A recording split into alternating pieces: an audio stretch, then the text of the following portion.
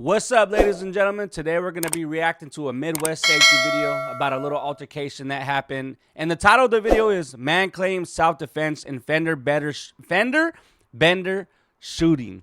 Thank you. Man claims self-defense and Fender Bender shooting. Black man. He's on. What did the white male do? He shot a black man. He's on the floor right now. He's still alive. He's breathing. All right, I'm going to get medics on the line with this as well. Just stay on the line with me. This is St. Paul. We need you to come with to Burns Avenue. A male shot a black male and left in a vehicle. Yes, hello? A phone number for you in case we get disconnected. What's your number? Here. Wow. To see where the gunshot went through at. Here. Wow. Do not touch him without the medic. Hello? Tell her not to touch him without speaking to the medic. I'm sorry, but they're trying to keep him alive and they got pressure on his leg. I'm sorry. We're not moving until medics get here. I'm sorry. Where's the suspect? It was a white male in a red pickup truck. Meanwhile, Minnesota State Patrol dispatch spots the suspect vehicle on traffic cam as it U-turns back toward the shooting location, stopping briefly at a red light. They're directional signaling their intent to drive past the scene. It looks like he's coming back. He's in a pickup truck like that, and that's it. That's his pickup truck. Wow, he's just pulling off. That's the man that shot him. We need police like right away. What? Yeah, we already have officers on the way. Dang. Well, the man, he just came back and he's in a red pickup truck. Okay, and where it's is a he? GNC. All right, can you see his license plate? It's okay. Stay You can't see his, where is he right now? Hey, shout out to these people that are helping this man out, you know, because they're lucky that these people are here to help out in this situation, because a lot of people really wouldn't know what to do in these type of situations. They wouldn't even know to put pressure on the wound. So these are some W people right here, man. Shout out to them. I need you to take a deep breath. I need to know where that car is going, okay? It's on Wow. Burns. I seen him turn from Burns when he shot the man, and then he turned around and shot him. He went away Terrifying, from 61. man. It's on there.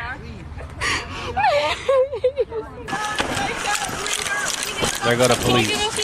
Yep, move. You want me to get pressure on his horns? Hey, where you hit? Where you hit? Right here. He does. He's not responsive. Yep, He I see hasn't it. been. 832. We got a shot to the abdomen here. At least two. Wow. Not seeing it. He's alive. Not seen all the way through. He is responsive. Oh, I'm good. Okay, he says he's good. Just keep the ambulance coming. Nope, stay down. Stay down. Hey, just talk to me for a second. Listen to me. You got a couple in the abdomen, okay? All right, I'm not going to move you because I don't want to injure anything, okay? But you don't have any blood on the outside right now, okay? All right, you're going to be good. All Wow. right? Okay? You hear me? Hey, listen to me. You hear me? It can be eternal bleeding, though. Internal. That's how you say it, right? It could be bleeding on the inside, okay? And I've seen a situation like this in real life. I'm sorry to pause the video.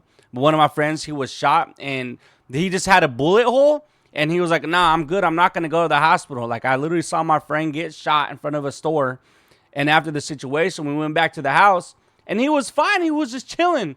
And he had a hole inside of his stomach, though. And I'm like, nah, dude. You got to go to the hospital. Like, you could be bleeding internally. You can't just get shot and think that it's going to go away. All right? Like, it just don't work like that. You good? Okay. Can you tell me at all what happened, dude? Okay. All right. Don't strain yourself, okay? I want you to just stay awake for a sec, okay? Can't strain himself. Okay. The blood could come out. Hey, listen to me. You okay? Stay with me. Wow. I know. Just stay away from me, okay? Come on, give me an extra pair of gloves, will you? I want to see if you got anything on the back, Kong. There's at least 3, it looks like. Stop breathing for long. Hey, get another pair. Okay, medics are here. You wanna step back in? Yeah. Hey. Belly. Looks like 3. Maybe this one might have went through. Stay with me, brother. Hey, stay with me, all right? Stay with me. Okay. I didn't roll them. I didn't check them. Okay. We'll roll them once we move them on the stretcher here. Okay. Ready to come.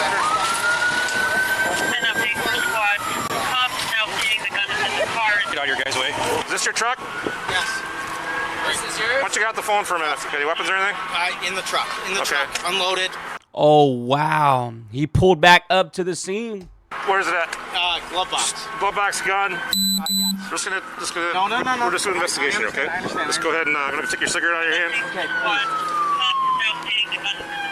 And lock your fingers.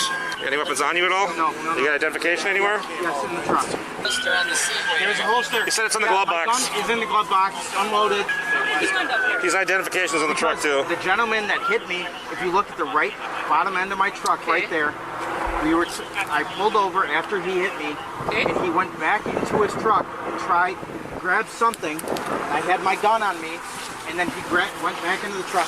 He tried to make a maneuver towards me. I shot him. That's why I pulled over. You got a side of the story too. We'll get that from you, okay? It's all part of the investigation. So you racked the round out of the chamber, and took the magazine out? Yes. I have 4 witnesses. Wow. I saw the entire thing happen. He got scared. Okay, so he acted out of self-defense, right? Apparently that's what he's saying, though. We don't know the full story because we weren't there. And that's what's crazy about these situations here. Where's the magazine and Should be in the glove box. If it's not in the bottom, it's in the top. Okay, I'm just gonna put it in airplane mode just so we got, nothing recording. No, you're fine. I have pictures of the crash. Oh, so on your phone or what? Yeah, on my phone. Like were you recording video or what? No. After the crash. Oh, okay. The other gentlemen that were with me, Where are they at? I'm sure they probably ran. Why'd they run? Because they were a little bit scared of what the happened, because I told him to run after he ran out to his car. Like he was grabbing something and then ran back. Do they live in the area? No. We're going to our buddies in Cottage Grove. What's their names? Nick. Where was he at when this happened? Behind me. Like in your truck behind you? One So he's in a separate vehicle? Separate vehicle. He's in a separate vehicle? And who's the other guy that was with you? That lady is No one mad. was with me. It was just me by myself. But you were in tandem with a couple other vehicles or what? Yeah, one other vehicle. Was anybody with him? Yes. Who was with him? Evan. And he was a passenger in his vehicle? Yes. In And then there was Nick's one vehicle? more passenger. Okay. Travis. I yelled at him. I said, "Can you please give me your insurance?" Okay. Just like that. Not giving me our insurance. He said, "GD gang." I don't know what that means, GD. Oh, wow. but yelled at me a few times saying that. We got 9mm. But we don't know if none of this is true, you guys. We got to hear both sides of the story, okay, before we make any assumptions. We don't know what's going on with just a lot of he say, she say in this moment. Your casings on Burr here. Did you just pull up? I pulled up after him. Okay. I put my gun on. He ran back to his car like he was going to, and obviously I'm not going to use my gun unless I absolutely need to. Okay. I kept my gun in my waistband, walked to the back of my truck, and I said, "Guys, you just go. Just get the out of here." You're talking to your friends saying Yeah, that? because he was yelling at me, Okay. and then I just approached back my truck because I was going to this, I'm leaving. Okay. Like, I'm not doing this. And he started running towards me. At that point, my door was still open. I backed out of my truck. Yeah. I knelt down and I fired shots. He was running towards you. Did you see anything in his hands? I didn't see anything. I saw his hand going under his belt. Okay. Well, as if he was going to grab a gun. Go ahead, stand up. Stop right here. You get scared, you can do these types of things, you guys. Have a seat in here. Carrying a firearm. Obviously, what we're going to do is you're going to go down to headquarters. We're going to interview formally, okay? That's fine. Oh, there's another one. Yep. It's those pointy ones too. Yeah. 7 casings, so 7? If I call your buddies, they're going to come back 7 here? casings? They're cooperative and everything else? Wow. Who should I call first? I'm going to call the driver of the truck. Okay, call Nick. Nick. Okay, one thing. Yeah. I wasn't parked. Hold on a second. You weren't parked where? I wasn't parked right there when the Okay. incident happened. I was parked behind him where that, it's like a brown Ford Edge is. Yeah. That's what the driver was. Okay, a brown Ford Edge. And so how'd you end up in front of him? Honestly, it's key. Well, I pulled around. I didn't know what the to do. Okay, because he basically tapped you from behind. Tapped me from behind, and that. But you're in front of him at that point. No. I was behind him, but that's where the whole incident happened. Was behind his Ford Edge. I fired shots, and I turned around at the intersection like a block up.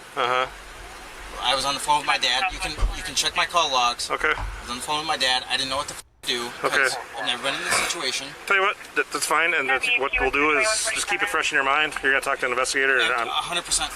As long as you're telling the truth, and as long as things are, are what they are, yeah. It was self-defense. Yep, that's what I'm saying. I was as long scared as as As long as things are what they are, you're gonna be fine. I can't give you that advice. I'm just saying. I know. All I'm gonna say is be honest. That's all I'm gonna say. I will. Okay. Because my thing is that you start lying to them, No, they're gonna know. I promise.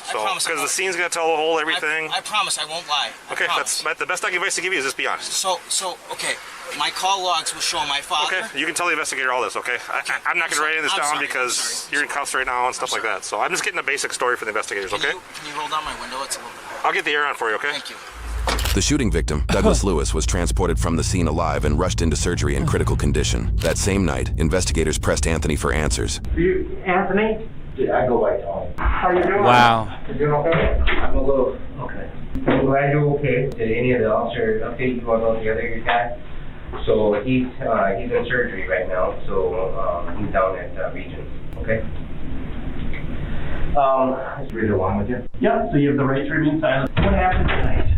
So I was driving. My friends were behind me. Travis, Nick, and Evan. Okay. I had swapped lanes, and a vehicle had collided with me from behind. You can see on my phone that I have damage. There's damage in the right rear quarter of the vehicle. Can you show me where the fender bender happened? Like right here, before the actual turn. Before the actual turn. So I pulled over. I let him pass. Oh, okay. So you let him pass. Yeah, because I'm not familiar with the area. So if he knew somewhere to pull over and exchange information, I would follow him. That was just my protocol. Next, Anthony shares that another uninvolved driver in a Honda pulled behind him, a person of interest that was not mentioned earlier. When I got pulled over, there was a 2014 or 2015 Honda Civic that had pulled behind me. I went and spoke with the driver of the Honda Civic first. He waved me down and said, hey, that guy was driving, I forget his exact words, but basically like a so he's like, I saw it all, if you need a witness. I have their information on my phone. Anthony's phone was screen recording during that moment and captures a dialed number matching the Honda Civic driver, later identified as a pizza delivery driver with no prior connection to Anthony. The delivery driver later testifies that Douglas was driving erratically moments earlier. This information might help Anthony's case, as it suggests Anthony was not in an aggressive state or looking to shoot somebody after the crash. I walked up to the driver of the Ford Edge and I said, hey, can I get your insurance information?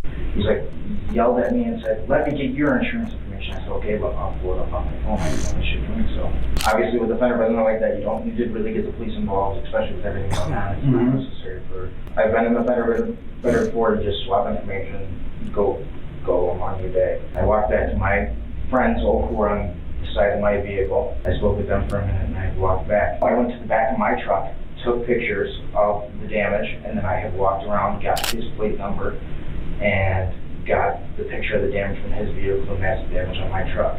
I walked around and said, can I please just get your insurance information? And he started yelling at me. He said, I'm GD or something part of the gang.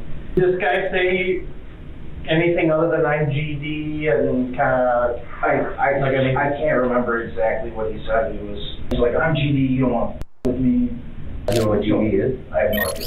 It's a fender bender. I mean, it's not a big deal. I have insurance on my truck. I could have provided him with the information, but as soon as I asked him for the information on his vehicle, he got defensive with me and started yelling. At that point, I walked around to the side of my truck and I was like, I'm not doing this. I'm going home. I said to my friends, just leave. And I walked around to my truck. At the point that you told your friends to get out of there, you hadn't... I did not have my gun on me. No. Okay. No. My pistol, I have a 6-hour 365 that is tucked between my console and my right leg. At that point, I put on my pistol onto my waistband, in my waistband holster, and I saw him jump into his car and then turn around, and he had almost like a flash moment, like doing this. And I yelled to my friends, I said, get the f*** out of here, get the f*** out of here. And I hopped in my truck, and he hopped in his car, and I put it in drive. Okay, and then he started to leave, and so you were fully in your truck? I was fully in my truck, door closed, in drive, ready to ride, just to get the f*** out of here. Okay. And as he was pulling away, I was following, I guess I was kind of following him, but I didn't mean to follow him, I was just trying to get out of his path. He threw it back in park, and he got out of the car. I opened my door, and you saw him turn around and go like this, and I saw him get out under the shirt again and try to act like he was going to point something at me. And at that point, I drawn my weapon. So basically, long story short, you got scared and shot him, right? I fired 3. Like, that's almost what it seems like, all right? And I don't mean to pause in the middle of this, but it just seems like he got scared and shot him, and we really don't know what else happened because we're all only hearing his side of the story. And I'm not sure if the video is going to tell us the other side of the story, but we're going to find it all out here. 4 times, and I got back in my truck. Did you see anything in his hands? It was dark. From what he was making it seem like, he definitely had something on him. I don't know what it was, but I was in threat of my life. Did you saw him fall over, or? Yeah, I saw him keel, and that's at that point. Keel on a knee, and then at that point I got in my truck and I got out of there. Turned around and tried to leave the scenario because I didn't want, just in case I did not extinguish the threat, I did not want to be part of the situation at that point. While Anthony says he shot 3 or 4 times, he actually shot 6 times. However, misremembering the actual number of shots fired is fairly common during high-stress situations. An autopsy later reveals that Douglas was shot twice in the abdomen and once in each leg. He was pronounced deceased. The cause is listed with homicide. Wow. No way. An exsanguination or severe loss of blood. At that point, I called my father and I told him what is going on. And he said, just return to the scene, return to the scene, return to the scene. So I flipped another Huey, one right up the road. That's where the officers found me. I unloaded my gun, taken the one out of the chamber, set the holster on the seat, put the gun, the extra bullet, and the magazine in my glove box. Investigators will later discover via phone records that Anthony called his father twice, once before the shooting and once after, while driving away from the scene. Anthony either doesn't recall the first phone call or has omitted it during this interrogation. Regardless, the alleged conversation during the unmentioned first call will create some unrest in the soon-to-follow court case. Phone records also indicate Douglas made a phone call around the time of the shooting as well. It's possible Douglas could have had his phone in his hands during the interaction. Regardless, reports confirm that Douglas was unarmed when Anthony shot him. And I don't know what he's going to be grabbing. He could be grabbing a knife or a gun. I don't know. What was kind of going through your head about what you thought was happening, or what you were seeing? I thought I was going to die. So I'm 5'5", 130 pounds, and I have this gentleman. He's a small guy. Probably much stronger than me, and I have no spleen and half a pancreas. That if I was to get physical with someone, I'd probably die in the middle of an altercation. And I was scared for my life. I've never been scared for my life before until that 10 instant. Did you think about just backing out of there or not getting out of your truck at that point? I didn't think that there was an option to do so with him being so close, and if he was going to get out of his car and start unloading on me, I would have died anyways.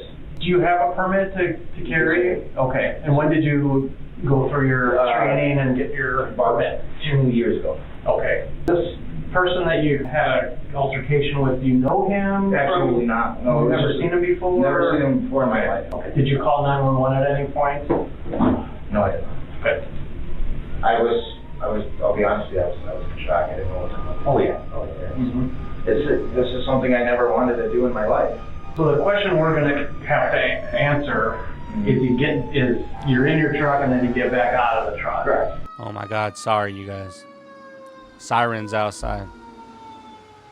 Oh, they passed. Yeah. The question that is certainly going to come up is, why couldn't you reverse out of there? Why can't you back out, or? Well, I have a vehicle behind me. I have a gentleman that's getting out of his car, and if he has a gun on me, he's going to be ready to unload on my windshield. Do you have any other firearms in your truck? No. Anything illegal in your truck that you're aware of? No. Dope or no, nothing? No. Did you have anything to drink that night? Absolutely. I had a cocktail with my friends. How many drinks you had? One beer. Do you remember what kind? Bud Light. After the interrogation, Anthony was taken to the hospital to be medically cleared and then brought to jail. He was held on a $1 million bond and was charged with 1 count of second-degree intentional murder, not premeditated, and 1 count of second-degree unintentional murder while committing a felony, that underlying felony being assault with a dangerous weapon. During court, he faced a potential lesser charge of second-degree manslaughter if the criteria for unintentional murder could not be met. Anthony pled not guilty to all charges, leading to a jury trial focused on the topics of intent and self-defense. The court must answer if Anthony was acting acting reasonably or maliciously. The case was so difficult to determine that a mistrial was declared after jurors could not come to a unanimous decision, resulting in a new trial. Notably, this case took place in the Twin Cities just weeks before the murder of George Floyd. As a result, the case became part of a broader public focus on racial injustice. In the year the court deliberated this case, roughly 1 in 4 Minnesota police officers either left the force or went on extended leave, and in Minneapolis, the force was reduced from about 900 officers to about 580 today. The high-profile nature of the case means that many were watching closely as the second jury reached its verdict. During pretrial, defense argued that 79 recorded jail calls with Anthony were irrelevant and prejudiced evidence, but the court permitted a snippet from one call due to its relevancy. The jail call was between Anthony and his jail calls are all recorded and were irrelevant and prejudiced evidence. The court permitted a small snippet from one jail call due to its relevancy. The call was between Anthony and his father. Wow. his father and changed the course of the whole case. Anthony, just answer me one question. What? You went back to your car because you didn't have your gun on you. What did you go back to your car and get your gun for? I had my gun on me. I thought that would sound better. Wow, what? It on me already. I need to talk to someone. And that night, I was so freaked out of everything that happened. I can give them an exact recollection of exactly what happened. I had it on me. Prosecutors argued this evidence showed Anthony was willing to bend the story. All right, that's one thing that you never do is talk about your freaking case or whatever criminal things you get involved in. Don't ever talk about it on the freaking jail phone. They're all recorded. All right, I don't understand how this happens to people. Don't do it. All right, they're gonna hear, they're gonna know. To appear less guilty, and the extent to which he would go could not be determined. In the end, the court acquitted Anthony on second-degree murder with intent and convicted. Wow, and look how much different he looks in this picture. It looks like the woods got a hold of him in there. Man, jail changed him for sure. He went from looking like a nerd to a straight, like a wood. Oh, let's see his charges. Could not be determined. In the end, the court acquitted Anthony on second-degree murder with intent and convicted him on second-degree murder without intent while committing a felony. The alternative lesser charge of manslaughter led to no adjudication. After his conviction, Douglas's family also successfully sued Anthony for damages totaling over $7.5 million. Wow. Roughly 1 year after the incident in June 2021, he was sentenced to 12.5 years in prison with 397 days of jail credit. This incident occurred in 2020. However, due to Minnesota's arduous public records laws, it took us almost half a decade to obtain the body cam. By the time this video is published, the suspect will only need to serve 2 more years of his prison sentence. Wow. Now that was an insane video, okay? And all I have to say is, hey, when it comes to you protecting yourself and you don't want to get in trouble for it, just make sure you do things the right way. Make sure you're honest about it, all right? I've never been in this situation, but I can only imagine like how scary it is, you know, like you're shocked. You don't know what's going to happen. You shoot someone out of self-defense, right? And maybe it is, maybe it ain't self-defense, but either way, here's a lesson learned. Don't talk about your crimes on the jail phone. Do the right thing, okay? And just watch out, take care of yourselves, and stay safe out there, you guys. It's going to wrap the video up. I appreciate you for watching my reaction. Shout out to Midwest Safety.